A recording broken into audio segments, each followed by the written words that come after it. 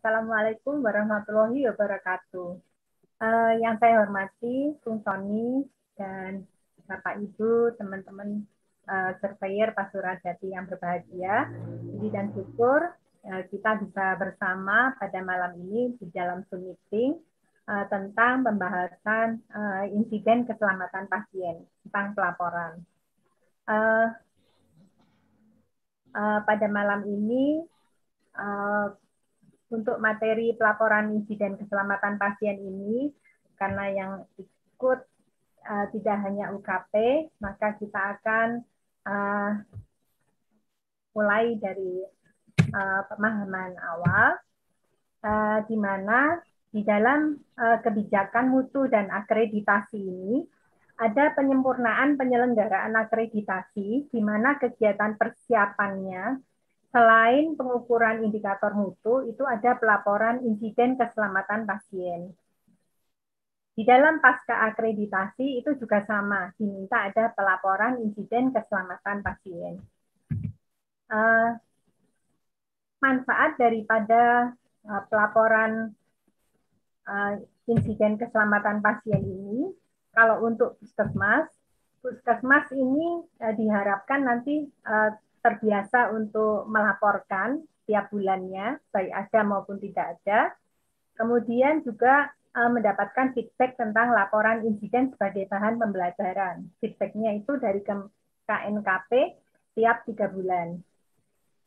Kemudian untuk Dinas Kesehatan ini mengetahui tentang rekapitulasi insiden yang ada di wilayahnya dan membantu penyusunan rencana prioritas pembinaan ke puskesmas yang bermasalah. Ya. Selain itu, manfaatnya untuk masyarakat, masyarakat juga akan mendapatkan pelayanan kesehatan yang berorientasi pada keselamatan pasien. Insiden keselamatan pasien yaitu setiap kejadian yang tidak disengaja dan kondisi yang mengakibatkan atau berpotensi mengakibatkan cedera yang dapat dicegah pada pasien. Jadi, insiden yang dilaporkan yang di dalam aplikasi yang ke KNKP adalah yang terjadi pada pasien. Kalau terjadinya di luar pasien, misalnya keluarga, pengunjung, atau yang lain, maka itu lapornya ke K3. Kemudian kejadian ini tidak disengaja. Kalau disengaja ini sudah termasuk yang mungkin ranahnya mungkin kriminal ya gitu. Kemudian kondisi yang berpotensi ini ada 2, yaitu yang meliputi asuhan pelayanan maupun masalah pelayanan. Jadi kondisi yang di asuhan pelayanan itu misalnya salah nyuntik pasien, salah obat, kemudian salah pemberian obat, itu ada asuhan pelayanan, itu kondisinya. Kalau misalnya yang terkait dengan masalah pelayanan, itu ada terkait dengan sarana prasarana, lingkungan, dan fasilitas. Kita review kembali, yaitu tentang insiden. Ya, di sini ada 5 kejadian yang kejadian sentinel yang pertama ini adalah kejadian yang tidak diinginkan yang menyebabkan kematian atau cedera serius atau tidak cedera. Jadi ini ada tambahannya. Maaf, saya lupa menambahkan ini. Ya. Kemudian yang kedua yaitu KTD yang mengakibatkan cedera pada pasien. Yang ketiga, kejadian tidak cedera. Jadi sudah terpapar pada pasien, tapi pasiennya nggak apa-apa. Kejadian nyaris cedera, jadi belum terpapar, ya. Jadi misalnya salah obat itu belum terminum oleh pasien, itu namanya nyaris cedera. Kemudian ada satu lagi yaitu kondisi potensial cedera atau KPC, itu adalah yang potensial signifikan menimbulkan cedera, tapi belum terjadi insiden. Misalnya, kalau misalnya ada disease shock rusak gitu ya, itu cederanya itu signifikan, ya itu harus dilaporkan, ya. Jadi potensial menimbulkan cedera tapi belum terjadi insiden. Kelimanya ini harus dibuat laporan IKP internal, ya, yang internal. Kemudian yang dilaporkan ke dalam aplikasi adalah yang nomor 1 sampai nomor 4. Ya, kecuali KPC ya. Oke. Kemudian definisi sentinel yaitu di sini adalah kematian, kehilangan fungsi tubuh yang luas dan permanen, salah lokasi, salah prosedur, salah pasien ketika operasi, penculikan bayi, pemerkosaan, kekerasan ya. Jadi di sini yang dimaksud sentinel yang tidak cedera yaitu misalnya pada kejadian penculikan bayi ini misalnya. Jadi bayinya itu nggak apa-apa, itu jadi bayinya tidak cedera. Nah di situ yang dinamakan sentinel tetapi tidak cedera. Kita lihat pada waktu ada insiden itu yang harus masuk di dalam pelaporan yaitu dampaknya apa terhadap pasien ya. Jadi di sini bisa tidak ada cedera, itu skornya 1, cedera ringan 2, sedang 3, luas berat 4, dan kematian 5. Untuk probabilitas seberapa sering, kalau misalnya tiap minggu itu 5 skornya, kalau beberapa kali setahun 4, kemudian yang sangat jarang 1. Nah ini untuk matrik grading resiko ya, matrik grading resiko ini berdasarkan dampak dan probabilitasnya. Dilihat di dalam tabelnya ini dampaknya skornya berapa, probabilitasnya skornya berapa. Jadi dia termasuk yang kriteria ekstrim, tinggi, moderat atau rendah di situ. Kemudian kalau dia ekstrim yang kuning dan merah ini membutuhkan RCA maksimal 45 hari ya. Kalau dia biru itu tingkat rendah itu investigasi sederhana maksimal 1 minggu. Kalau yang hijau investigasinya 2 minggu. Nah, di dalam aplikasi itu di situ dampak yang sudah kita pilih, kita isikan itu nanti terdiri dari skor 5, 4, 3, 2, 1 ini. Nah, itu kita nanti tinggal pilih ya. Jadi di dalam aplikasi itu sudah terkunci bahwa kalau kita milih dampaknya kematian atau cedera berat atau tidak cedera, ini bisa masuk di dalam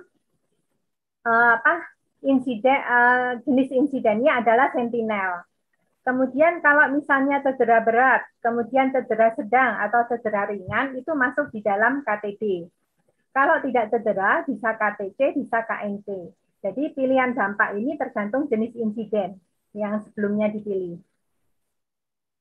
Sekarang kita masuk di dalam alur pelaporan dan feedback insiden keselamatan pasien di puskesmas.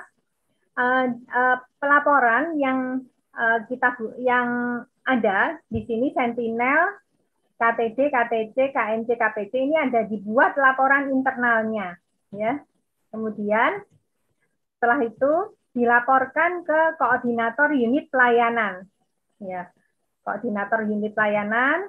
Nah, kemudian dilaporkan ke tim mutu internal, penanggung jawab tim keselamatan pasien, dilaporkan ke penanggung jawab mutu. Ya, kalau kejadiannya sentinel itu harus dilaporkan dalam waktu kurang dari 1 jam. Kalau ke koordinator unit pelayanan, di situ harus dilaporkan paling lambat 2 kali 24 jam. Kemudian dari kepala puskesmas setelah dilaporkan ini ternyata dalam grading kasus sentinel atau kuning atau merah, dia akan membentuk tim RCA. Ya, ini tidak berupa SK tetapi bisa berupa surat tugas untuk pembuatan tim RCA-nya. Kemudian untuk kejadian sentinel ini harus segera dilaporkan kurang dari 1 jam ke kepala puskesmas. Dari kepala puskesmas langsung ke dinas kabupaten kota sebagai pemilik.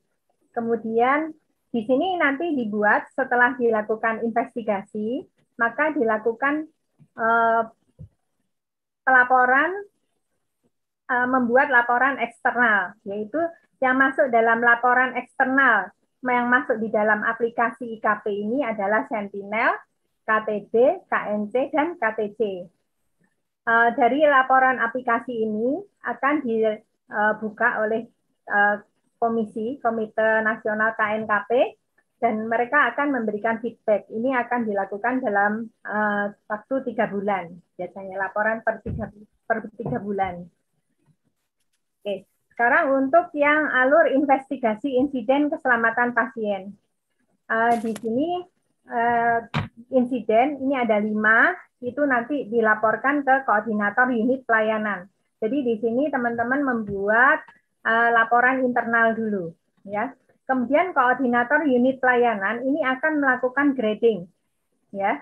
Grading, matrik grading resiko tadi dinilai apakah dia masuk merah atau kuning, ya. Kalau merah atau kuning ini akan dilaporkan untuk ke tim keselamatan pasien. Tim keselamatan pasien ini akan memverifikasi apakah benar merah atau kuning, ya. Kalau dia biru atau hijau, ini yang melakukan investigasi sederhana adalah koordinator unit pelayanan, ya.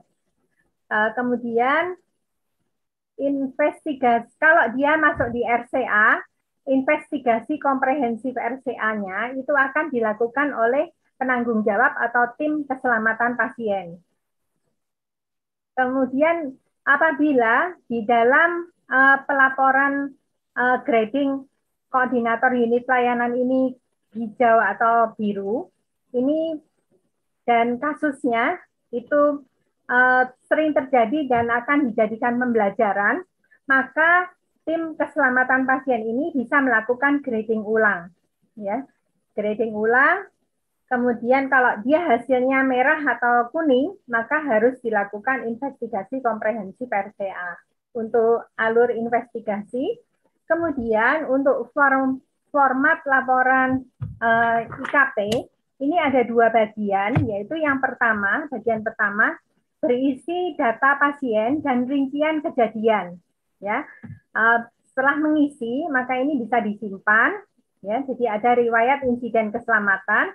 Kemudian baru dilakukan investigasi hasil bagian yang kedua dari laporan, yaitu hasil investigasi dan analisa. Setelah mengisi hasil investigasi dan analisa dan melakukan, maka ini bisa dimasukkan di dalam aplikasinya, ya, aplikasi IKP dan dikirim ke KNKP dalam waktu kurang dari 30 hari. Ya, di situ diberi waktu untuk upload selama 30 hari. Form laporan internal yang dibuat, yang berisi data pasien dan rincian kejadian, itu yang ini diambil dari PMK 11, tetapi Kementerian sedang menyusun pedoman pelaporan IKP yang direncanakan selesai tahun 2021 ini.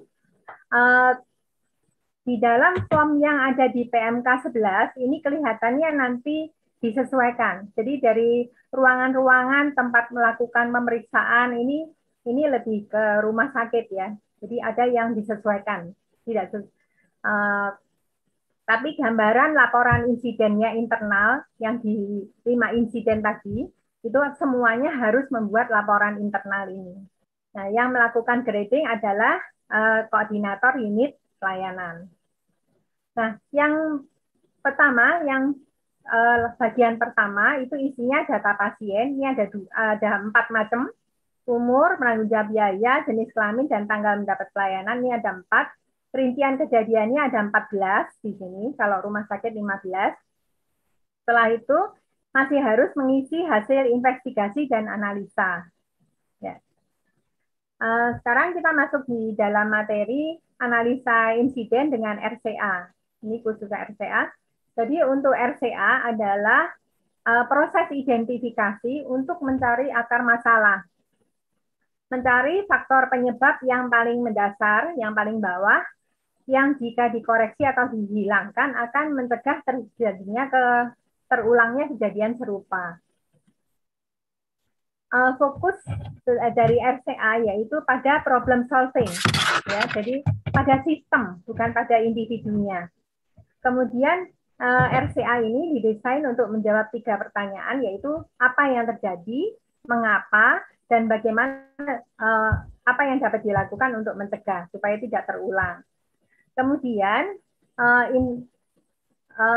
investigasi itu adalah, jadi setelah membuat laporan internal, setelah melakukan grading, kita melakukan investigasi.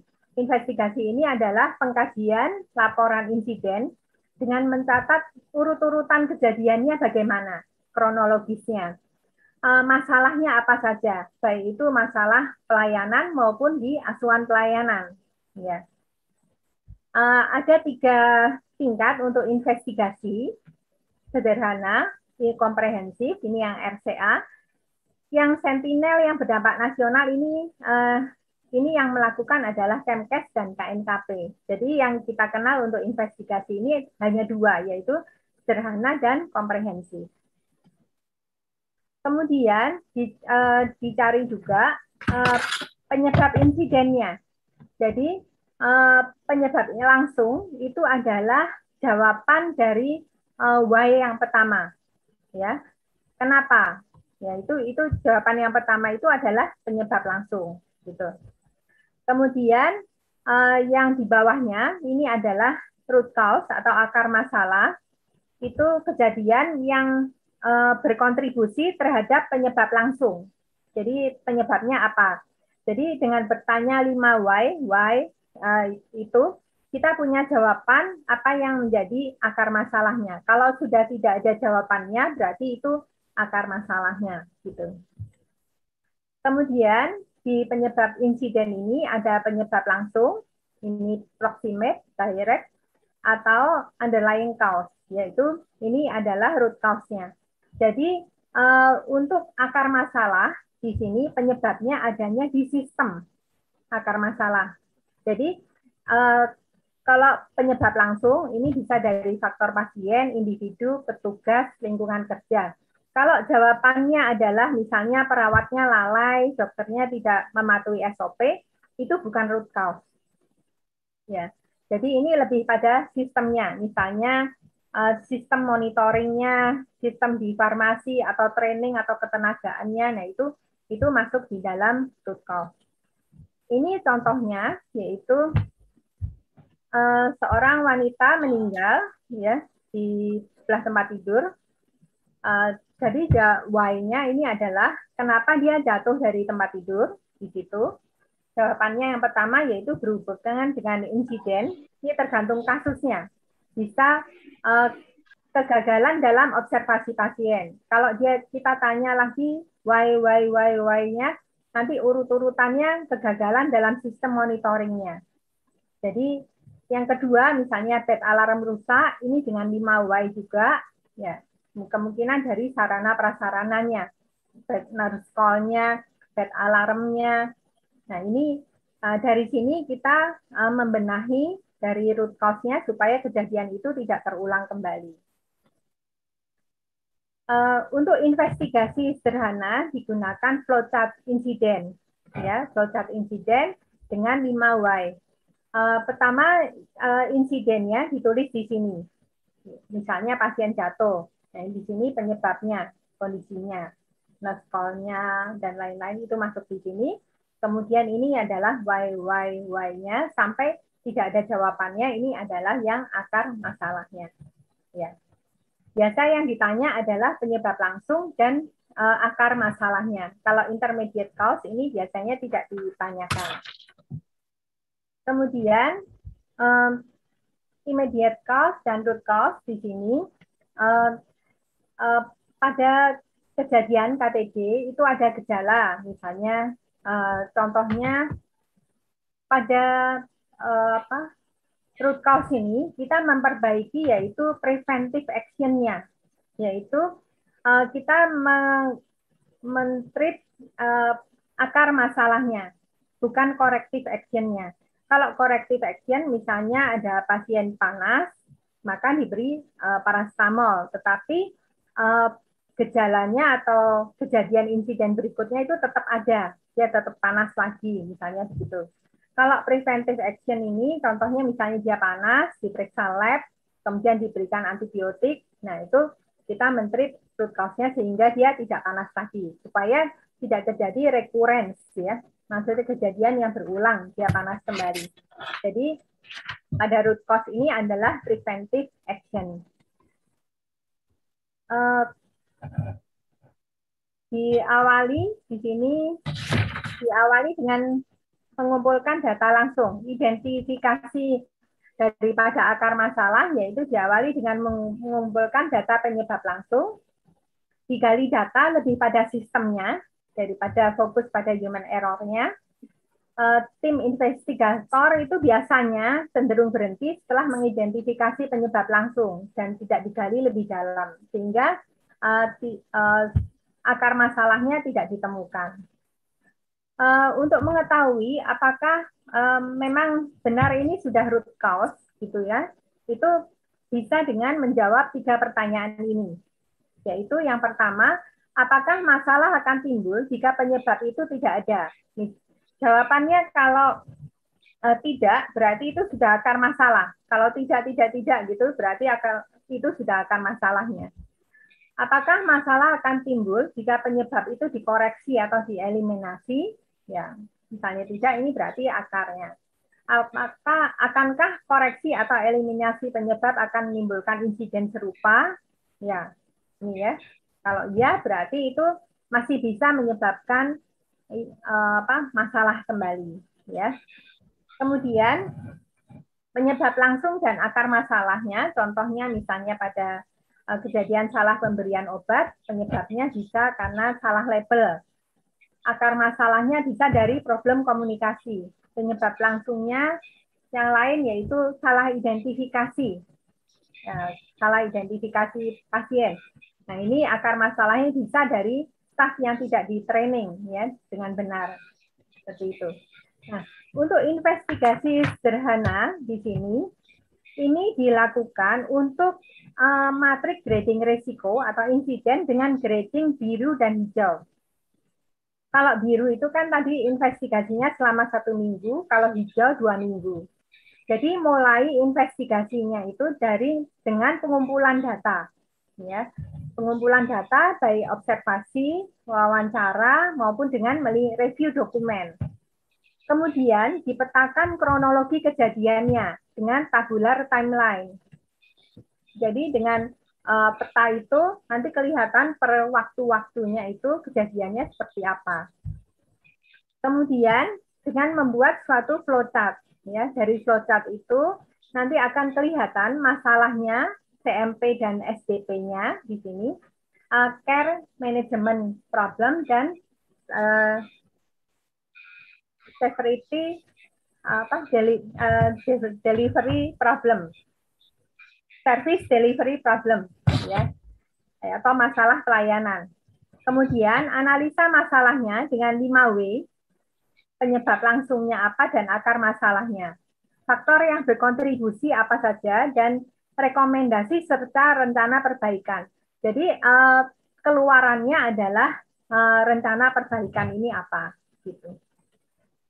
Kemudian untuk investigasi komprehensif atau RCA di sini, ini dilakukan untuk metrik grading risiko yang kuning, merah, dan kejadian sentinel. Nah, yang pertama, identifikasi. Misalnya dari insiden yang ada di puskesmas itu banyak, maka dipilih mana yang kuning dan yang merah. Nah, itu dilakukan investigasi komprehensif. Dipilih kasusnya, ya, dan ditentukan tim investigatornya. Tim investigator atau tim RCA ini sama. Ini dibuat dengan ketetapan atau surat tugas dari kepala puskesmas. Apabila kasusnya lebih dari 1, kalau cuma 1, maka bisa memakai 1 tim ini. Tetapi apabila kasusnya lebih dari 1, maka bisa dibentuk tim ad hoc yang lain. Tim investigator ini tidak masuk di dalam struktur organisasi puskesmas, ya. Kemudian yang kedua, dikumpulkan data, ya. Untuk tim investigator ini setelah nanti dibentuk, nanti harus dibagi tugasnya. Apakah yang akan dikerjakan oleh tim investigator, ya. Yang pertama adalah yang ketiga, kumpulkan data melalui observasi dokumentasi dari review dokumen, ya, misalnya dokumen-dokumen SK, SOP, ya, kemudian dari wawancara, ini semua dikumpulkan sehingga kita bisa memetakan kronologi kejadiannya. Peta kronologi kejadian ini dibuat bisa dengan kronologis, tabular timeline, ya, bisa juga time person grid, tapi ini tidak wajib. Yang wajib adalah tabular timeline. Kalau orangnya banyak, bisa memakai time person grid. Kemudian yang kelima yaitu identifikasi masalahnya, yaitu masuk dalam care management problem ataukah service delivery problem di sini. Apakah masalah asuhan ataukah masalah pelayanan di situ melalui brainstorming, brainwriting, NGT. Ya. Nah ini ditentukan CMP atau SDP. Kemudian dianalisa masalahnya berdasarkan informasi 5W. Pakai analisis perubahan ada 4 metode, ya, analisis perubahan, penghalang, dan fishbone. Di sini bisa dilihat penyebab langsung dan akar masalah serta faktor kontributornya. Yang ketujuh, rekomendasi dan rencana kerja untuk improvement. Yang pertama yaitu identifikasi insiden, ya. Yang pertama ditentukan apakah yang terjadi, what happened di sini. Contoh insidennya, misalnya dokter bedah melakukan operasi bagian tubuh yang salah. Gitu. Kemudian alasan suatu insiden harus diinvestigasi, misalnya adalah masalahnya serius atau membahayakan pasien di puskesmas. Masalahnya potensial untuk pembelajaran. Ini bisa menjadi dasar suatu RCA atau masuk di dalam grading merah atau kuning. Ya. Jadi RCA wajib dilakukan pada semua kematian, semua insiden yang diduga mengakibatkan cedera permanen. Untuk tim investigasi, ini orangnya harus terlatih dengan RCA. Ya. Minimal timnya terdiri dari 3-4 orang. Timnya harus orang yang expert di sini dan komit terhadap waktu investigasi. Untuk mengumpulkan data, caranya ada 3 macam, yaitu dengan observasi, melihat langsung dari foto, gambar, video, kemudian dari review dokumen, ya, SK, SOP, semua, rekam medik, misalnya begitu. Kemudian interview, wawancara, di situ. Ini contohnya, yaitu kalimat yang pertama, ini adalah kalimat kejadiannya atau insidennya. Kejadian, ya, kalimat kejadiannya. Pasien mengambil obat di farmasi lantai 1 sesuai resep yang diberikan bidan. Nah, bedanya kronologi laporan dengan laporan kasus. Kalau laporan kasus ini tidak ada membahas SOP, tidak ada hasil observasi, tidak ada dokumennya, wawancaranya. Tetapi kalau dia kronologis, dia dimasukkan hasil observasi, hasil interview, hasil review dokumen, ini masuk di dalam kronologi ceritanya. Untuk dokumentasi, ini yang dibutuhkan adalah semua catatan medis, hasil pemeriksaan, kebijakan atau prosedur, daftar staf, daftar jaga, ini masuk di dalam bukti yang berhubungan. Kronologi kejadian, ya. Kronologi kejadian di sini, yang pertama kronologi narasi, yang tadi seperti contoh. Kemudian yang kedua, tabular timeline, ini harus sama dengan timeline, tapi ditambah dengan good practice dan CMP. Kemudian time person grid, nanti ada contoh-contohnya untuk yang tabular timeline dan time person grid. Kalau time person grid ini memungkinkan untuk melacak kehadiran orang sebelum dan sesudah insiden. Ada di mana pada jam itu. Kemudian di situ tercantum, ya, tanggal, waktu, cerita kejadian asal, kemudian informasi tambahan, good practice, praktek yang baik, dan masalahnya, CMP atau SDP. Tabula timeline ini sangat mudah dibaca, ya. Pada tiap tipe insiden digunakan. Nah, ini contohnya pasien mengambil obat di farmasi tadi. Ini contoh tabular timeline-nya. Misalnya tadi ya kejadian yang awal yaitu pasien mengambil obat di farmasi lantai 1. Ini adalah kejadiannya. Informasi tambahan ini adalah SOP-SOP, peresepan, kemudian good practice-nya, contohnya misalnya petugas farmasi sudah mendeteksi adanya obat kadaluarsa di laci farmasi saat stok opnam, ya, dan sudah ditandai dengan spidol biru, sudah diketik sebagai obat kadaluarsa. Ini adalah good practice. Kemudian masalahnya petugas farmasi lupa memindahkan ke kontainer obat kadaluarsa. Tugas farmasi memberikan vitamin yang sudah kadaluarsa. Ini masalahnya, ya. Alat pemetaan tabular timeline ini dapat membantu pencatatan pergerakan orang. Ini untuk time person grid ya. Time person grid ini adalah alat pemetaan tabular yang membantu pencatatan pergerakan orang, ya, staf, pengunjung, pasien selama, sebelum, dan sesudah kejadian. Contohnya seperti ini, misalnya ada kasus salah operasi lutut, misalnya kanan dengan kiri, misalnya petugas harusnya standby di OK, gitu kan? Nah, di sini pada jam 11.38 ada petugas di ruangan, itu tidak ada. Kemana orang ini? Nah, itu yang kita bisa lacak kalau orang-orang yang terlibat di sini banyak dan pada waktu-waktu itu ada di mana, gitu. Kemudian identifikasi masalah. Masalah itu dibedakan ada dua, ada care management program dan service delivery problem. Nah, di sini masalah itu terjadi pada asuhan pasien atau masalah pelayanan pada pasien. Ya. Dan masalah yang terjadi dalam pelayanan itu pada waktu melakukan tindakan atau commission atau tidak melakukan tindakan yang seharusnya. Misalnya, kalau pasien sesak, kemudian tidak harusnya memerlukan nebulizer atau diberikan nebulizer, tapi tidak dilakukan, maka itu masuk di dalam omission. Insiden itu bisa terdiri dari CMP maupun SDP, atau salah satu CMP atau SDP. Nah, ini contohnya. Misalnya CMP. Ini adalah asuhan, masalah asuhan. Petugas farmasi lupa memindahkan ke kontainer obat kadaluarsa. Memberikan obat yang sudah kadaluarsa. Itu masuk CMP, toolsnya adalah 5Y. Kemudian, contoh lain daripada asuhan pelayanan, misalnya salah suntik obat, salah infus.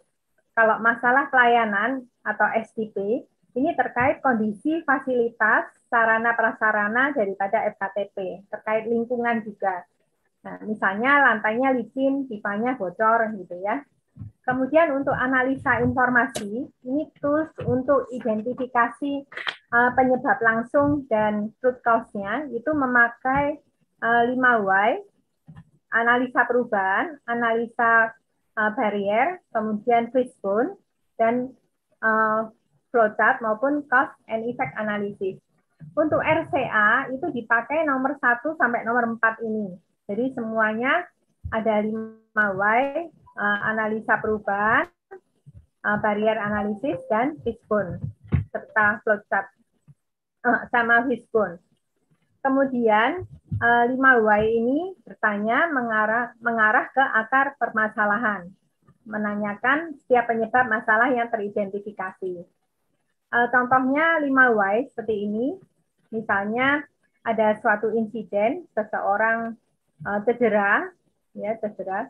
Kenapa dia cedera? Karena jatuh. Kenapa dia jatuh? Karena lantainya licin. Kenapa lantainya licin? Karena pipanya bocor.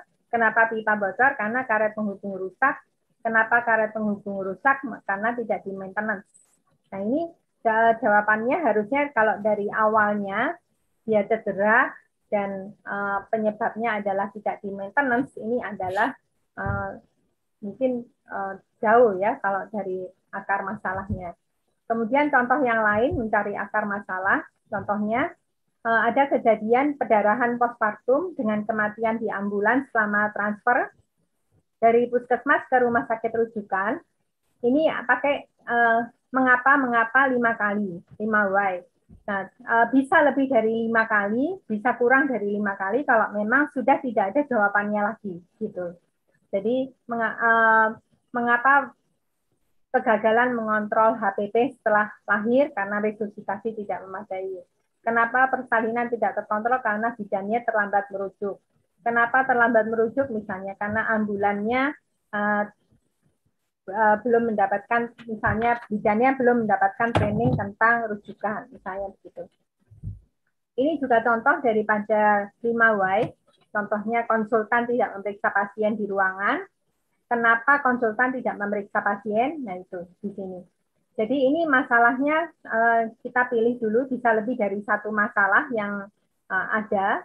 Nah setelah itu dibuat 5Y-nya ini. Ya, bisa 5, bisa 3 ya. Kemudian untuk analisa perubahan, ini adalah untuk menganalisa proses yang tidak bekerja sesuai rencana. Misalnya berubah dari yang seharusnya. Misal contohnya, inform consent itu harusnya dilakukan oleh dokter, tetapi inform consent di sini dilakukan oleh perawat. Jadi berubah dari SOP-nya. Nah, analisa perubahan ini bisa dilanjutkan dengan 5Y. Kenapa? Yang menganalisa perawat, misalnya begitu. Jadi dari kapan digunakan, yaitu bila awalnya berjalan efektif, kemudian terjadi kegagalan atau terdapat sesuatu yang menyebabkan perubahan situasi, sehingga tidak terjadi ketidaksesuaian tindakan. Pada analisa perubahan ini, kita membandingkan reality dengan idealnya. Ideal SOP-nya itu seperti apa? Ya, yang dilakukan itu seperti apa? Misalnya harusnya pasien itu ditandai dulu, misalnya dengan mark site, misalnya gitu ya, sebelum operasi, tapi tidak dilakukan. Nah, itu dibandingkan dengan SOP-nya, apakah terjadi suatu perubahan. Nah, bandingkan dua prosesnya, SOP-nya bagaimana, pada saat insiden bagaimana, apakah perubahan itu menyebabkan masalah atau tidak. Misalnya sampai salah sisi gigi yang dicabut, misalnya begitu. Kemudian untuk contoh daripada analisis perubahan, contohnya begini. Tandai bagian yang akan dioperasi. Prosedur yang dilakukan saat insiden, ini tandai tungkai bawah kanan dan tertutup kaus kaki, sehingga tidak terlihat. Dan ini tidak dievaluasi ulang oleh dokter bedahnya. Apakah terdapat bukti perubahan dalam proses? Ya. Apakah perubahan menyebabkan masalah atau sebagai akibat? Ini menjadi masalah. Ya. Karena tidak terlihat yang ditandai. Kemudian tools yang lain daripada Waktunya kurang 5 menit, Dokter. Oh baik, ya. Investigasi komprehensif itu adalah analisis penghalang di sini. Penghalang ini adalah untuk mencegah terjadinya suatu bahaya. Ya. Penghalang mana yang harusnya untuk mencegah insiden, kenapa penghalangnya gagal, dan penghalang apa yang bisa digunakan untuk mencegah insiden terulang. Di sini physical barrier, natural barrier, human action, dan administrative barrier. Ini adalah model SWISS. Jadi dengan adanya penghalang-penghalang yang ada, yang berupa keju yang begini ini, lubang-lubang, maka ada insiden yang bisa tidak terjadi, ada yang bisa tembus sampai terjadi suatu insiden. Tergantung daripada lubang-lubangnya ini, bagaimana dengan pelatihannya, dengan teknologinya, dengan maintenance-nya. Kemudian ini kalau dia ini adalah masalah kontrol pada penghalang. Kalau penghalangnya sudah ada, penghalang atau kontrol sudah ada atau belum, misalnya SOP-nya ada atau tidak. Apakah penghalangnya berfungsi atau tidak? Kenapa tidak terabaikan atau tidak berfungsi? Jelaskan. Kemudian analisa fishbone, ya. Analisa fishbone ini masalahnya di sini. Ini adalah faktor-faktor kontributornya, ada 5. Kapan digunakan? Yaitu kalau 5Y ini untuk mengidentifikasi gejala atau faktor yang mempengaruhi. Untuk diagram ini kalau masalahnya banyak, kemudian analisis perubahan kalau prosedurnya awalnya baik tapi berubah, analisa penghalang mengidentifikasi adanya penghalang. Ini adalah rencana tindak lanjutnya, ya. Ini formnya, ini rekomendasi setelah kejadian, dan ada kejadian jangka menengah, ya, rencana tindak lanjut jangka menengah, jangka panjang. Kemudian ini beda daripada FMEA dan FCA, ya. Kalau dia FMEA, dia menganalisa proaktif terhadap prosesnya, kalau ini reaktif terhadap kejadiannya. Kalau FMEA itu menganalisa alurnya, alur prosesnya sudah benar atau belum, kemudian bertanya apa yang mungkin bisa terjadi. Jadi ini FMEA ini belum terjadi, tetapi kalau itu diteruskan bisa terjadi. Kemudian mencegah kegagalan sebelum terjadi. Kalau RCA ini adalah fokus mencegah kegagalan berulang dan bertanya apa yang sudah terjadi. Ini menceritakan kronologis. Nah, ini adalah form yang bagian kedua, yang ada tipe HAM-nya, nanti akan dijelaskan di DD, formnya, formatnya. Saya akan sharing sedikit tentang, kalau melakukan investigasi di sini, langkah investigasi sederhananya, kumpulkan data informasi, petakan kronologis, analisa masalah. Formatnya kira-kira seperti ini. Jadi dari form investigasi sederhana, insidennya apa? Nih, pengumpulan data informasinya bagaimana? Review dokumen, wawancara, kronologinya. Ini tinggal ditambahkan jam-jamnya, masalahnya, kejadiannya seperti apa, diidentifikasi masalahnya apa, CMP atau SDP, penyebab langsungnya, faktor kontributornya, ini tinggal dipilih aja. Kemudian dimasukkan di dalam flowchart-nya ini. Ya, insidennya apa, masuk semua ke sini, akar masalahnya nanti ketemu, faktor kontributornya, dan rekomendasi tindakannya. Gambarannya. Kemudian ada satu lagi, yaitu tentang yang komprehensif. Investigasi komprehensif, di sini langkahnya ada 7, identifikasi insiden, tentukan tim, kumpulkan data, kronologi peta, kemudian identifikasi masalah, analisis masalah, ada 4 ini, dan rekomendasi.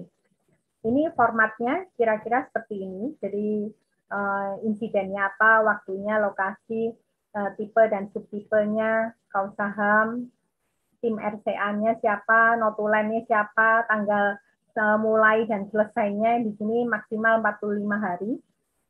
Kemudian pengumpulan datanya, apa yang diamati, diwawancara, kronologi, time person grid, ini kalau ada, tidak harus diisi. Kemudian staf-stafnya siapa yang terlibat di situ, kalau orangnya banyak. Kemudian identifikasi masalahnya apa saja. Kemudian per masalah itu nanti akan dikupas satu persatu, pakai 5 why. Kalau dia ada perubahan SOP, di sini dimasukkan analisa perubahan. Kalau ada penghalang, di sini dimasukkan apakah ada penghalang. Kemudian faktor kontributor ini dimasukkan di dalam fishbone analisis ini. Ini faktor kontributornya, nanti bisa dipilih. Kemudian ini adalah rekomendasi dan rencana tindak lanjutnya. Saya rasa itu mungkin waktunya sudah lebih ya. Baik. Kurang 1 menit, Mas. Kurang 1 menit. Demikian penyampaian saya, mudah-mudahan cukup jelas dan bisa bermanfaat untuk kita semua. Terima kasih atas perhatiannya dan mohon maaf bila ada kekurangan.